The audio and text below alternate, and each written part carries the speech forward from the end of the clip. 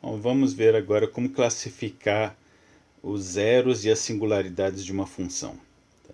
Bom, primeiro, a gente vai chamar um ponto de singularidade se for um ponto onde a função ou não é definida ou então não é analítica. E a singularidade vai ser isolada se tiver alguma bola em torno do ponto no qual ele seja a única singularidade. Okay? Então, perto dele não tem nenhuma outra singularidade além dele mesmo. Então, por exemplo, essas funções aqui, 1 sobre z, exponencial de 1 sobre z, seno de 1 sobre z, o z igual a zero é a singularidade delas, porque se botar z igual a zero aqui vai dar zero no denominador, a função não está definida. Okay? E é uma singularidade isolada, tá? Porque perto do zero não tem nenhuma outra singularidade, mesmo porque no plano todo, nessas funções, ele é única. Um exemplo de função que tem singularidade, mas não é isolada, é essa aqui, 1 sobre seno de π sobre z. Quais são as singularidades disso aí? Bom, uma é o z igual a zero, né? Porque se eu jogar z igual a zero aqui, vai ter zero no denominador, não está definido. Outra possibilidade é esse seno aqui dar zero. E esse seno aí vai dar zero, como aqui é π sobre z, isso aí, para o seno dar zero, isso aí tem que ser zero, mais ou menos π, mais ou menos 2π, etc. O que quer dizer que o z tem que ser mais ou menos 1, mais ou menos meio, mais ou menos 1/3, etc. Ok? Então tem infinitas singularidades nessa função. O z igual a zero e todas essas frações aí. Ok? Bom, cada uma dessas aqui é isolada. Ok? Porque aqui 1/3, os mais próximos são 1/2 e 1/4, mas tem uma certa distânciazinha, né? Se eu pegar uma bolinha bem pequena em torno de 1/3, não pega nenhuma outra singularidade. E qualquer outra dessas aqui dá para fazer a mesma coisa. Agora, o z igual a zero não é isolado. Por quê? Porque qualquer bolinha, por menor que seja, que eu pegue em torno do z igual a zero, vai pegar alguma dessas frações aqui. Talvez não 1/4, mas talvez 1 sobre 1 milhão. Ok?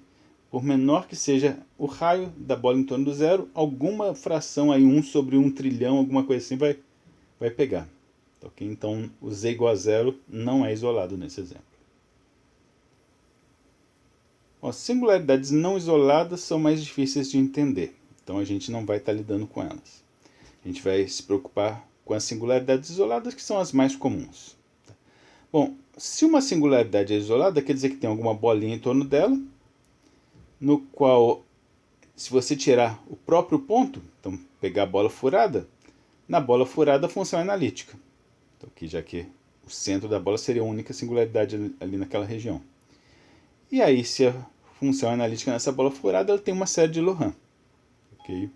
E aí, pega a série de Laurent dela, e aqui ele separou nas potências positivas e aqui as potências negativas. Ok? As potências negativas, em geral, são chamadas de parte principal da série. Então, só um nomezinho. E aí, olhando para a série de Laurent da função, a gente vai classificar a singularidade. Se não tiver essa parte principal, se quando você calcular a série de Laurent, todas as potências que sobrarem forem positivas, então a gente diz que aquela singularidade é removível. Okay?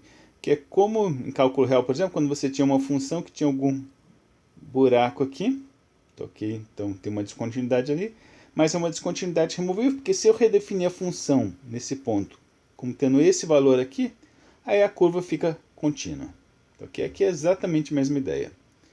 Isso vai acontecer quando não tiver a parte principal. Por quê? Vamos ver num exemplo, fica mais fácil de entender.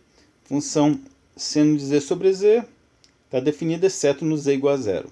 Tá? Então, z igual a zero vai ser a única singularidade isolada dessa função. Qual vai ser a série de Laurent disso aí? Pega a série do seno, que é essa aqui, vocês têm que saber, divide por z, você chega naquilo ali, né? Então z dividido por z vai dar 1, z ao cubo sobre 3 fatorial vira z ao quadrado sobre 3 fatorial, e assim por diante. Então essa é a série de Laurent dessa função em torno do z igual a zero. Okay? Bom, não apareceu nenhuma potência negativa aqui, né? Então é uma singularidade removível.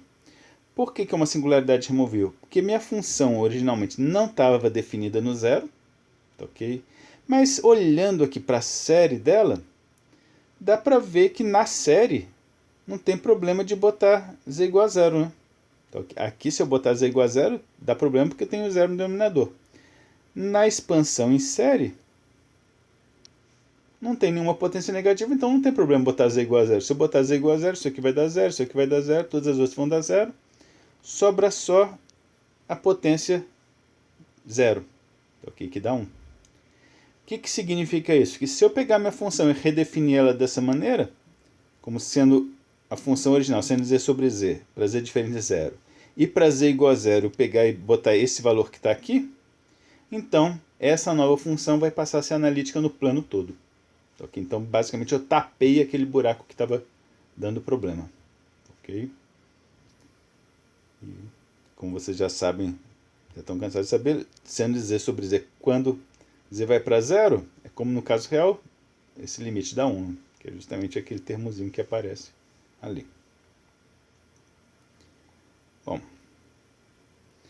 uma maneira de classificar, de descobrir que uma singularidade é removível sem realmente precisar fazer a série dela, é se você calcular esse limite aqui, limite da função multiplicada por z menos o z0, onde o z0 é o ponto de singularidade. Se esse limite der zero, então a singularidade é removível.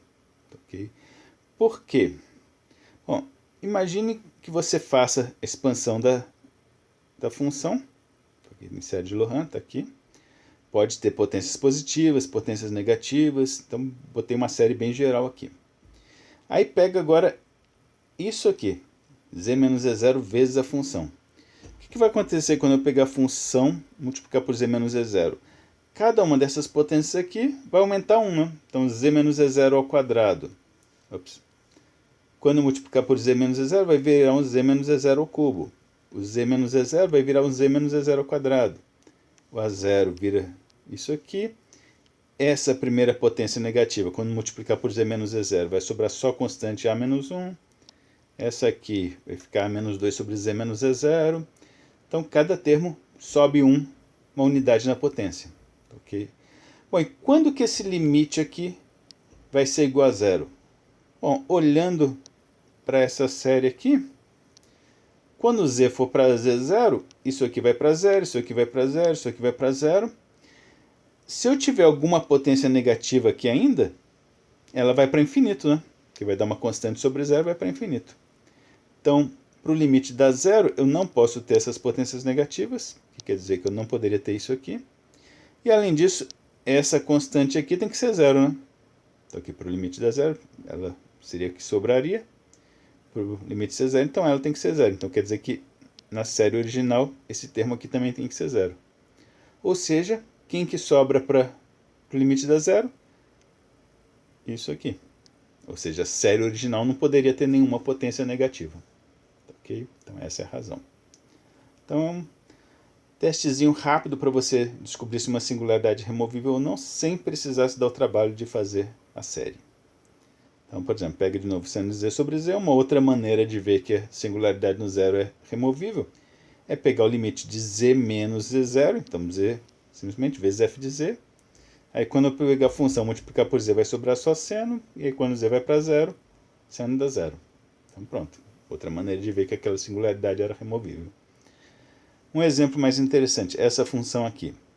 Essa função, como tem uma exponencial lá embaixo, para fazer a série dela daria um certo trabalho. Okay? Se eu tivesse só interessado em saber se o z igual a zero é removível ou não, tá, isso aí é uma singularidade, né? Porque se eu jogar z igual a zero aqui, vai dar exponencial de zero, que é 1, menos 1 vai dar zero no denominador.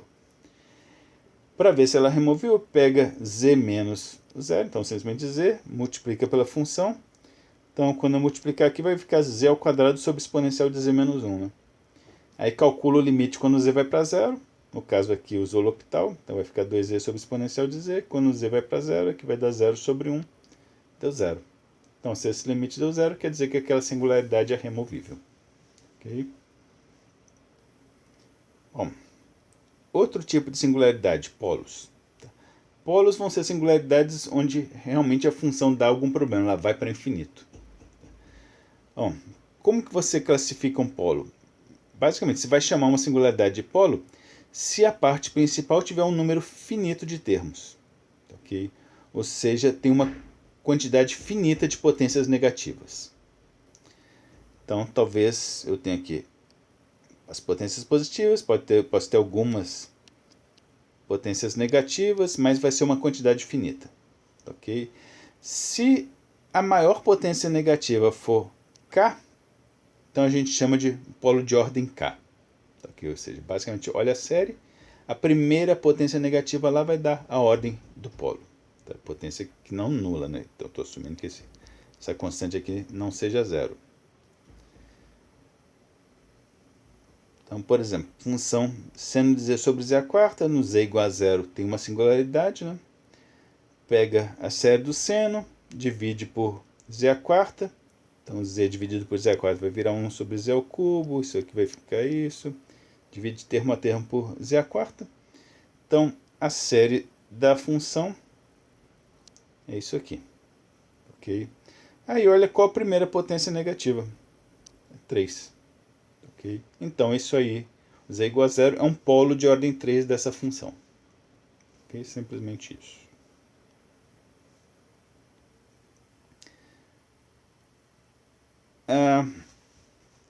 Uma função vai ter um polo de ordem k, certo ponto z0, se você puder reescrever ela dessa forma aqui. Ela vai ser alguma função, uma outra função g, que é holomorfa, numa região em torno do ponto, numa bola, e no ponto ela é diferente de zero. E dividida por z menos z0 elevado a k, que é a ordem do polo. Bom, por que isso vai acontecer? Bom, a ideia é bem simples. Se é um polo de ordem k, quer dizer que a série vai ser assim, né? Aqui, algumas potências negativas, começando com a potência k, mais potências positivas. E a ideia vai ser pegar esse z menos z0 elevado a k e botar em evidência. Se eu botar em evidência, esse primeiro termo aqui vai sobrar só bk. Esse segundo termo, quando eu botar z menos z0 a k em evidência, vai sobrar um z menos z0 lá positivo, ok? Para compensar ali e dar o k menos 1. E assim por diante. Todos os outros termos vão virar potências positivas. Bom, se isso aqui é uma série só com potências positivas, então é uma série de Taylor, então define uma função analítica. Então, pega essa série e isso aí define uma função que eu chamo de g de z. Então, o que ficou sendo minha função f? Essa g de z dividida por z menos z0 elevado a k. Ok? E essa função, além de ser analítica, ela não é zero no ponto, esse detalhe é importante. Porque se eu for calcular ela em z igual a z0, isso aqui vai para zero, isso aqui vai para zero, isso aqui vai para zero. Sobra só o bk. E o bk, a gente tinha assumido que não era zero, porque senão a primeira potência negativa não seria essa, seria a seguinte, né? Okay? Então, tá aí um critério para descobrir se uma função tem um polo de ordem k. Se você conseguir reescrever ela nesse formato aqui, uma função analítica em cima que não se anula no ponto, dividido por um z menos z0 elevado a k. Um outro critério é se você pegar o limite da função, multiplicado agora por z menos z0 elevado a k. Se esse limite existir e for não nulo, okay, então você tem um zero de ordem k. Bom, por que isso? Porque, de novo, como a gente acabou de ver, se a função tiver um polo de ordem k, então ela pode ser escrita assim. Quando eu pegar isso aí e multiplicar por z menos z0 elevado a k, vai sobrar, vai cortar esse denominador, vai sobrar só o g de z, né? Então esse limite aqui acabou virando só o limite do g de z. Quando o z vai para z0, vai dar justamente g de z0, que é não nulo. Ok? Então, bem simples. Então tá aí outro critério para detectar se tem um polo de ordem k. Então, por exemplo, pega essa função aqui. Ela vai ter singularidades onde? No z igual a 2, que vai dar 0 ali no denominador, e no z igual a i também. Né? Então tem essas duas singularidades. No z igual a 2 vai ser um polo de ordem 2. Por quê? Uma maneira de ver é pega a função, multiplica por z menos 2 ao quadrado. Quadrado porque eu quero provar que tem ordem 2. Quando eu multiplicar isso aí por z menos 2 ao quadrado, vai cancelar isso aqui de baixo, vai sobrar só o z mais 1 sobre z menos i. Né? E quando z vai para 2, essa função aqui vai para 3 sobre 2 menos i, que é diferente de zero. Tá joia? Então, esse limite aí existe e é diferente de zero. Então, vai ser um polo com essa ordem dessa potência aqui. Z igual a i vai ser um polo de ordem 1. Por quê? Pega a função, multiplica por z menos i elevado àquela ordem, então elevado a 1. No caso, vai cancelar isso aqui de baixo, vai sobrar z mais 1 sobre z menos 2 ao quadrado. Quando o z vai para aí, faz a conta, vai dar esse resultado aqui. Então, existe e é diferente de zero. Ok? Bom, uma pergunta óbvia é: qual potência eu vou tentar colocar aqui na hora de multiplicar e ver se dá realmente alguma coisa que é finita e diferente de zero? Bom, no caso aqui, a ideia era ver justamente as potências que tem aqui embaixo, porque elas já te dizem o que está dando problema. Né? Então, isso aqui tem potência 1, então deve ser um polo de ordem 1. Aqui tem potência 2, então um polo de ordem 2. Depois a gente vai entender isso aí direitinho. Mas é uma maneira de ver. Outra maneira de fazer, sem precisar calcular o limite, é ver que, por exemplo, no z igual a 2, eu posso reescrever essa função aqui como z mais 1 sobre z menos i, dividido por z menos 2 ao quadrado. Então, no z igual a 2, essa função aqui é analítica. Então, posso chamar de g de z. Além disso, no z igual a 2, ela não dá zero. E aí, como aqui embaixo sobrou um z menos 2 ao quadrado, então eu já sei que é polo de ordem 2 por esse resultado aqui. Né? Porque a potência que aparece aqui embaixo dá justamente a ordem do polo. E a mesma coisa com z menos i, né? Poderia só deixar esse aqui só no denominador, botar isso aqui tudo no numerador. No z igual a i, essa função aqui não se anula, e é analítica, então poderia chamar essa aí de g de z. Okay? E aí, como o denominador sobrou só z menos i elevado a 1, então é ordem 1. Outro exemplo, essa função aqui, z igual a 0 é uma singularidade, né? Então, aqui, que daria 0 no denominador. Só que aí, pelo raciocínio que eu falei lá em cima, como aqui eu tenho z ao quadrado, eu suspeitaria que é um polo de ordem 2, né? Ok? Mas se eu calcular o limite dessa função, quando z vai para 0, de z ao quadrado vezes ela, aqui peguei z ao quadrado porque eu estou suspeitando que é o polo de ordem 2, aí isso aqui vai cancelar com aquilo, sobra exponencial de z menos 1, quando z vai para 0, vai dar exponencial de 0 menos 1, então vai dar 1 menos 1, 0. Então, como o limite deu 0, não é polo de ordem 2, não. Ok? Para ser polo de ordem 2, o limite tem que existir, mas não pode ser 0. Bom, aí o que eu faço? Aí você pode tentar diminuir a ordem do polo. Okay? Então, tenta polo de ordem 1. Então, ao invés de multiplicar por z ao quadrado, multiplica por z elevado a 1 e vê o que vai dar. Bom, se eu multiplicar por z igual a 1, só vai cancelar o quadrado ali. Então, sobra ainda exponencial de z menos 1 sobre z. Aplica L'Hopital, vai ficar limite exponencial de z, que agora dá 1, que não é 0. Okay? Então, é um polo de ordem 1, realmente. Okay? Depois a gente vai ver uma maneira mais fácil de intuir qual que é a ordem do polo. Okay? Um outro tipo de singularidade são as chamadas singularidades essenciais, que é quando na série de Laurent você tiver infinitas potências negativas. Okay? Então é como se fosse um polo de ordem infinita, que tem infinitas potências negativas. Esse tipo de singularidade é bem mais complicado, então a gente não vai ficar lidando com eles. E, por sorte, é raro acontecer. Um exemplo clássico de singularidade essencial é a função exponencial de 1 sobre z. No z igual a 0 vai dar problema lá naquele denominador, né? Então é uma singularidade. E é uma singularidade essencial porque se você desenvolver a série disso aqui, como você desenvolve a série disso aí? Pega a série da exponencial de z, que é 1 mais e ao quadrado sobre 2 fatorial, mais etc. E no lugar de z, bota 1 sobre z. Ok? Então, vou ter 1. No lugar do z, bota 1 sobre z. No lugar do z ao quadrado sobre 2 fatorial, fica 1 sobre 2 fatorial vezes 1 sobre z ao quadrado. E assim por diante. Então, dá para ver aqui que eu vou ter infinitas potências, todas negativas, né? Então, uma singularidade essencial. Bom, vamos ver agora como classificar os zeros. Okay? Os principais pontos que a gente vai estar interessado numa função são isso aí. Os singularidades, principalmente os polos, e os zeros. Bom, zero, como o próprio nome diz, é simplesmente um ponto onde a função dá zero. Ok? E a gente vai estar interessado em classificar também a ordem do polo. Okay? Como no caso de polinômios, você pode ter uma raiz de multiplicidade 1, multiplicidade 2, etc. Aqui é a mesma coisa, só que ao invés de falar multiplicidade, fala ordem, mas é a mesma coisa. Okay? Um zero de ordem 2 é como se fosse um zero duplo. Okay? Dois zeros que se encontraram no mesmo ponto.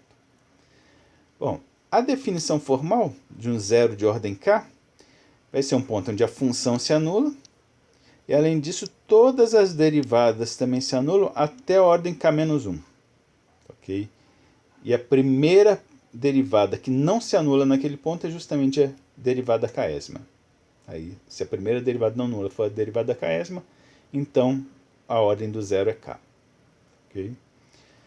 No caso específico de ordem 1, a gente chama simplesmente de zero simples. Ordem 2, às vezes, chama de zero duplo e assim por diante. Então, por exemplo, função z ao quadrado. Z igual a zero é um zero, né? Porque 0 ao quadrado vai dar zero. A primeira derivada vai ser 2z. Quando eu botar z igual a zero, também se anula.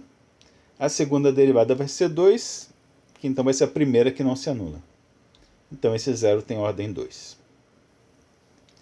Essa outra função aqui, para z igual a zero, de novo, vai dar zero, né? Porque vai ter aquele z ali multiplicando.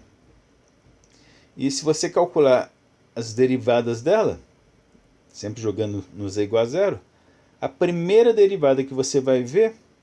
Aliás, desculpa. A primeira derivada disso aqui, você já vai ver que não dá zero. Ok? E esse outro ponto aqui, z igual a menos 2i, também vai ser um zero, porque jogando aqui vai cancelar, né? Então aqui também vai dar zero.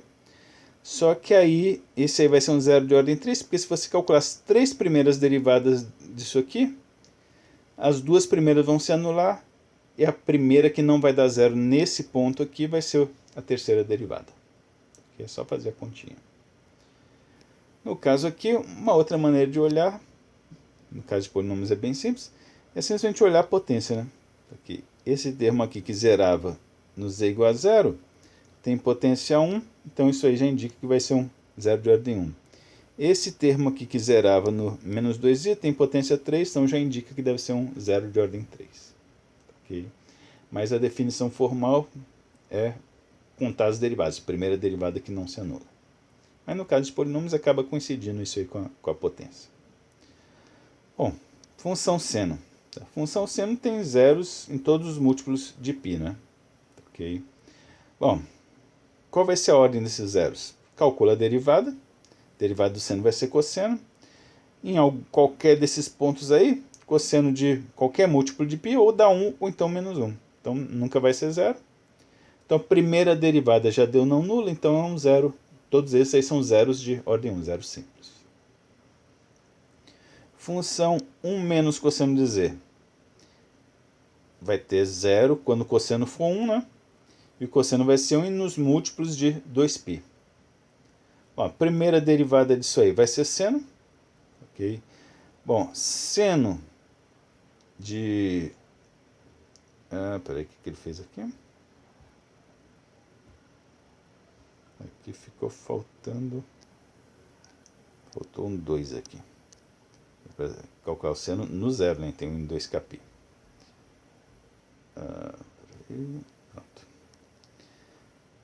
Só que seno de qualquer múltiplo de 2π é zero. Então a primeira derivada ainda está dando zero. Segunda derivada vai dar cosseno de novo. quando você calcular o cosseno nesses pontos, aí vai dar 1, que então é diferente de zero. Então a primeira derivada não nula é a segunda derivada, então esses zeros aí são zeros de ordem 2. Deixa eu deixar anotado aqui esse 2 aqui que ficou faltando.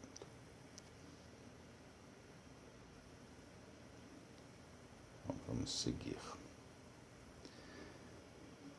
Se a função tiver um zero de ordem k, então sempre dá para você reescrever ela como z menos z0 elevado à ordem, elevado ao k, vezes uma outra função g de z, que vai ser holomorfa e no ponto não se anula. Okay? Então, bem parecido com a situação no polo, né? Exceto que no polo, ao invés de ter o z menos z0 multiplicando, ele estava lá embaixo dividindo. Okay? Vocês vão começar a perceber que polos são inversos de zero. Okay? Então, zeros tem a ver com potências positivas, polos com potências negativas. Ou seja, potência no denominador. Bom, o que significa isso? Basicamente, o que vai acontecer é, pega a série de Taylor dessa função, ok? Então, como Z0 é um zero, então o que teria a série de Taylor? Seria 1 a 0 mais A1 vezes Z menos Z0 mais etc. Ok? Quando eu jogar Z igual a Z0, todas as potências se anulam. Então sobraria a zero. Okay? Só que como eu quero que a função dê zero, então esse a zero tem que ser zero. Então a série de Taylor não pode ter termo constante. Estou aqui para dar um zero. Então vai começar ou na potência 1 ou potência 2, etc. E basicamente o que vai acontecer é que se for um zero de ordem k, quer dizer que o primeiro termo não nulo na série de Taylor vai ser justamente o termo k, de potência k. Ok? Porque pega isso aí, vai derivando. Okay? Todas as derivadas até a k-1, você vai ver que ainda vai sobrar um z menos z0, então vai se anular quando z for igual a z0. E a primeira potência que não vai se anular vai ser a potência k, que aí todas essas potências aqui vão... Você vai derivando, vai diminuindo o expoente, a késima vai ser a primeira que não vai dar zero. Okay? Então, polo de ordem k começava na potência negativa k, 1 sobre z menos z0 elevado a k. Zero de ordem k começa na primeira potência positiva k, z menos z0 elevado a k. Está aqui a demonstraçãozinha, basicamente o que eu falei, leiam com calma depois. Vamos ver um exemplo. Essa função aqui, esquisitinha, ela vai ter um zero de ordem 15 em z igual a zero. Por quê? Bom, uma maneira de provar isso seria, pega z igual a zero, joga aqui, você vai ver que vai dar zero. Então, realmente é um zero. Aí, calcula a primeira derivada. Então, aqui que já vai ser bem chatinho aqui de calcular, porque aqui vai ter que usar a regra da cadeia, quiser a regra do produto, mas dá para fazer. Joga z igual a zero de novo, você vai ver que vai dar zero. Calcula a segunda derivada, vai ficar pior ainda. Terceira derivada, calcula as 14 primeiras derivadas, você vai gastar umas 2 horas fazendo conta, você vai ver que todas elas vão dar zero. A primeira derivada que não vai dar zero vai ser a 15ª. Okay? Não recomendo que façam isso porque vai dar muito trabalho, mas quem quiser checar, esse é um caminho. Qual o caminho mais fácil? Realmente escrever a série de Taylor. Okay? Então aqui eu tenho um seno, lembra da fórmula da série do seno. No caso aqui eu tenho o seno de z ao cubo, então onde tiver z aqui, bota z ao cubo. Então esse z aqui vai virar z ao cubo, esse z ao cubo vai ficar z ao cubo, então z a nona, z a quinta vai virar z a 15, etc. Então essa aqui é a série desse seno de z ao cubo. Multiplica por 6, e aí depois soma com esse pedacinho aqui. Ok? O que vai acontecer? Quando eu multiplicar isso aqui por 6, aqui eu vou ter um 6z ao cubo, que vai cancelar com esse menos 6z ao cubo aqui, né? Ok? Aqui eu vou ter 6 vezes esse termo aqui, 3 fatorial é 6, então cancela aqui, sobra só menos z a nona, que vai cancelar com esse z ao cubo vezes z a sexta, que dá z a nona. Ok? Então, esses dois primeiros termos vão ser cancelados com isso aqui.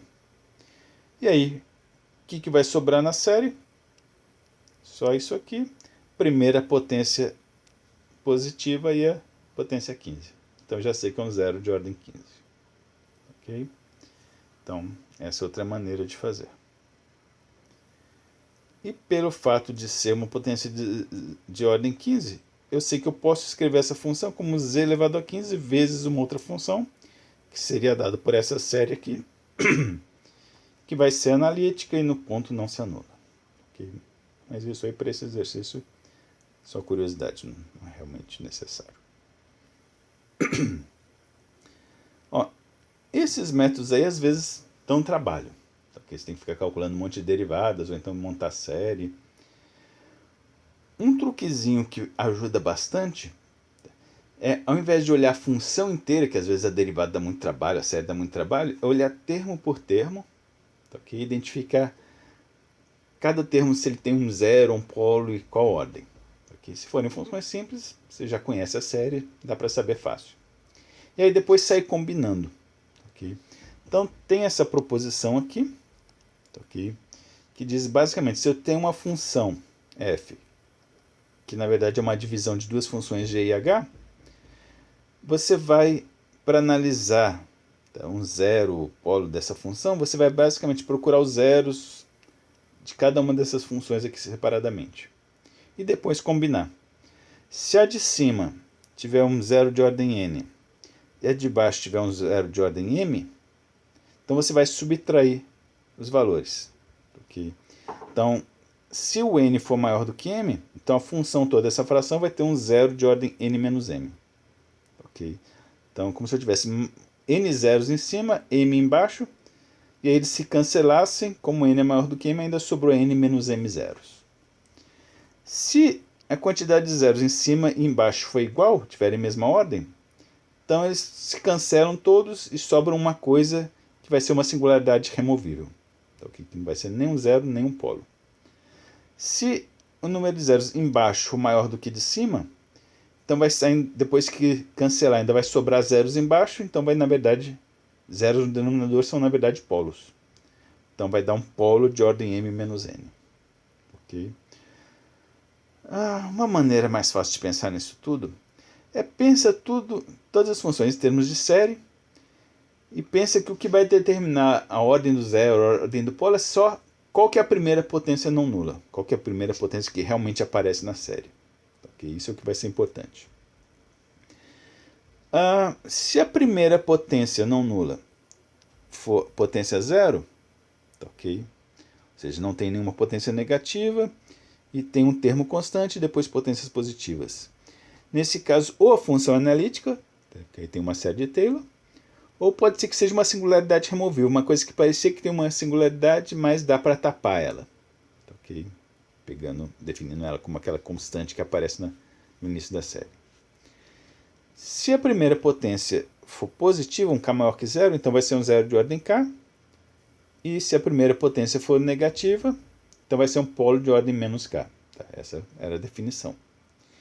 E a ideia vai ser o seguinte, se agora então, digamos que cada função eu desenvolvi numa série, então tem uma função aqui, multiplicada por outra, dividido por outra, pensa cada uma delas como uma série. Ok? E pensa que na série só o que vai importar vai ser o primeiro termo. Okay? Que é o que eu estou procurando para classificar meus pontos. Bom, quando eu multiplicar duas séries, esse primeiro termo dessa vai multiplicar com o primeiro daquela, vai multiplicar por todo mundo de qualquer forma, né? Mas a menor possibilidade, a menor potência vai ser pegando a menor daqui com a menor dali. Quando eu multiplicar essas potências, vai somar os expoentes. Né? Quando eu dividir pelo de baixo, vai subtrair os expoentes.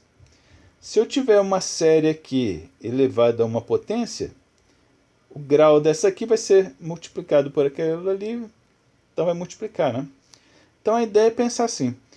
Pensa que as ordens dos zeros, as ordens dos polos tal, tem a ver com a potência do primeiro termo da série, e que quando você tiver um produto de funções, vai somar as potências dos primeiros termos.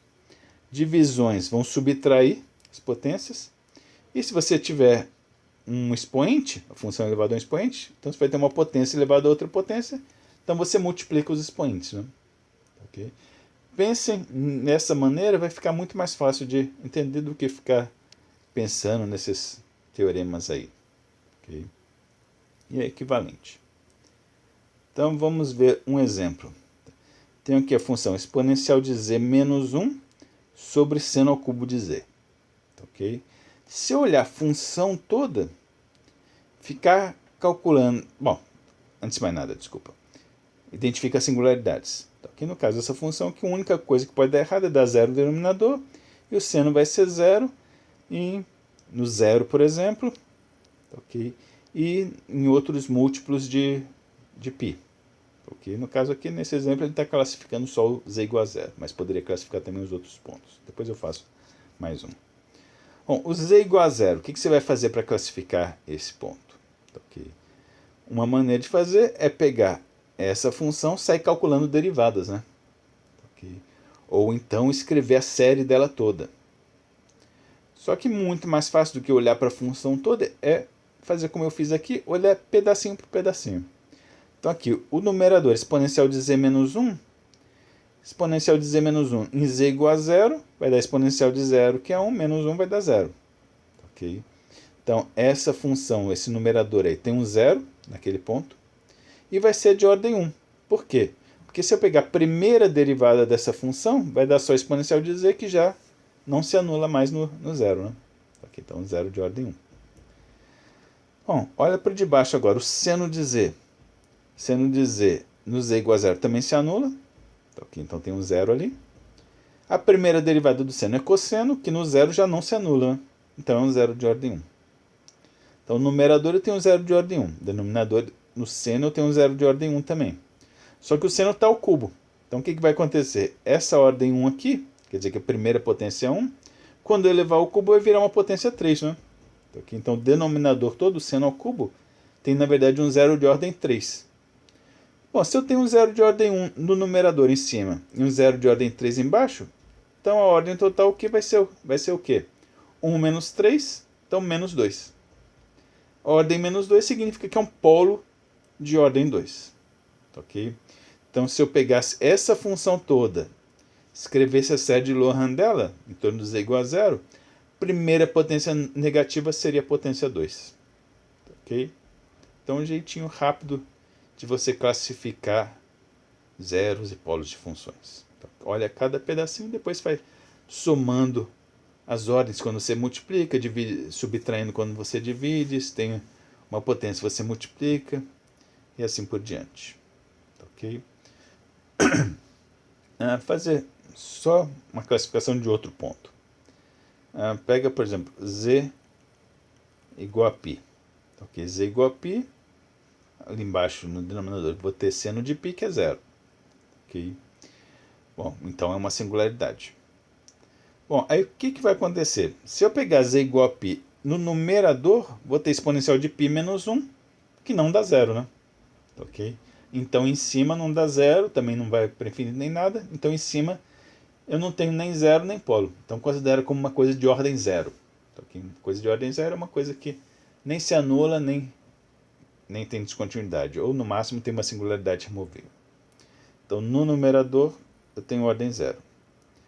No denominador, de novo, seno no π se anula. Primeira derivada é o cosseno, no π já não se anula. Então seria ordem 1. Só que como está o cubo, vira ordem 3. Bom, em cima eu tinha ordem 0, embaixo eu tenho ordem 3. Então vai sobrar menos 3. Okay?